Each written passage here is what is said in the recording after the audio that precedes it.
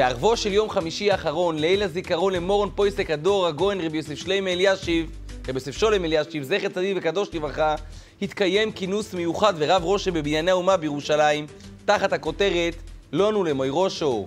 המעמד נפתח בתפילת מייריב ברוב עם, כאשר לפני התיבה עבר רב שלמה זלמן נירום, חתנו של הפויסק וראש הישיבה הגויין רב מוישה שטרנבוך, שמשתייך בעצמו לפלג הרצפניקים. אחרי מייריב נשמעו דברי פתיחה קצרים מהמנחה רב נוסון פפנהיים, ראש ישיבת בית יוסף בבני ברק, ומי שהשמיע דברי זיכרון לדמותו של מורן הרב אלישיב היה נכדו חביבו הגאון רב חיים זייבל, העורך הראשי בהוצאת ספרי קויבס תשובס ועוד, שנשא דברים במשנתו ובדרכיו.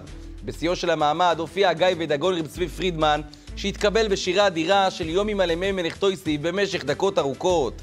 עם כניסתו למעמד הוקרא מכתבו המיוחד של הגאון רב ישראל יצחק קמנוביץ' על ידי מקורבו רב פנחס אוסטרן.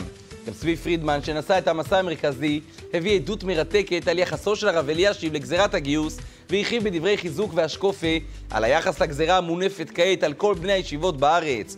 בהמשך נשא דברים הגאון רב ינקה ונדרוולדה, שביקע בדבריו את המצב החמור מול גזירת הגיוס, והרחיב על הצורך והחובה לחזק את בני הישיבות.